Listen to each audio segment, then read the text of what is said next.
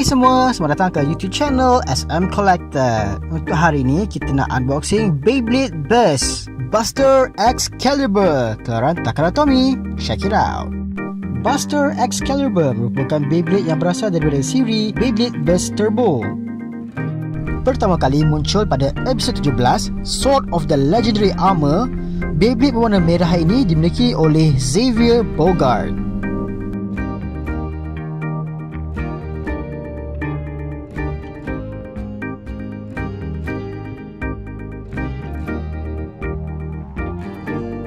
Buster Excalibur ini menggunakan sistem Chozy Layer System dan Beyblade ini merupakan jenis serangan.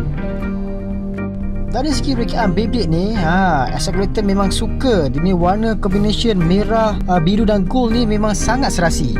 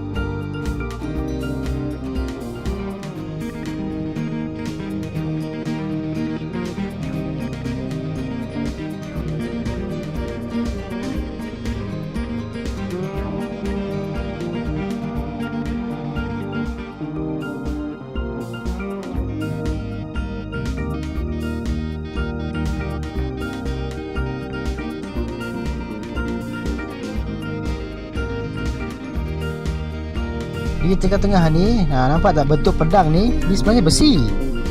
Mereka telah menghasilkan satu desain pedang di tengah-tengah layer ni, tetapi di hujung tu telah ditutup dengan plastik. Untuk disc, untuk Beyblade Burst Turbo ni, dia punya disc ni dipanggil Forge Disc. Dan untuk Buster Excalibur, Forge Disc yang digunakan adalah disc nombor 1. Dia punya Forge Disc ni memang cantik. Kalau tengok dia punya design disc tu pun nampak macam ada pedang. Nampak tak? Ada pedang di setiap penjuru. Disc ni sesuai untuk dijadikan koleksi, tetapi kalau untuk tournament better digantikan dengan disc yang lebih berat. Sebab disc ni yang satu ni ringan.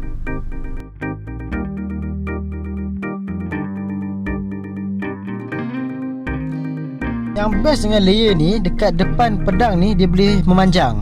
Apabila kita panjangkan pedang tu, ia akan mengaktifkan dia punya Buster Mode. So bila kita berlawan, Buster Mode ni meningkatkan lagi lah potensi untuk kita burstkan kita punya opponent. Tetapi Buster Mode ni juga dia ada risiko dia juga.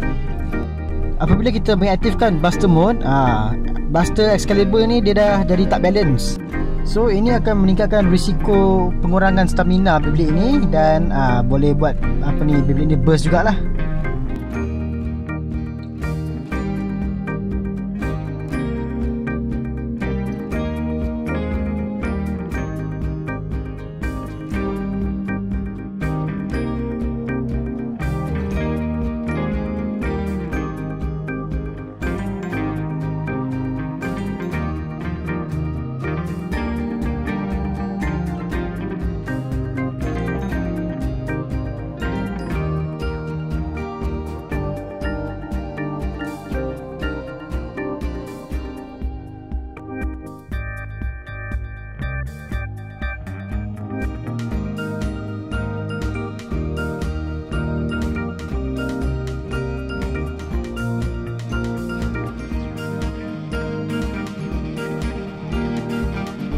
Sekian saja video kita pada kali ini. Berjumpa lagi di video yang seterusnya. Bye.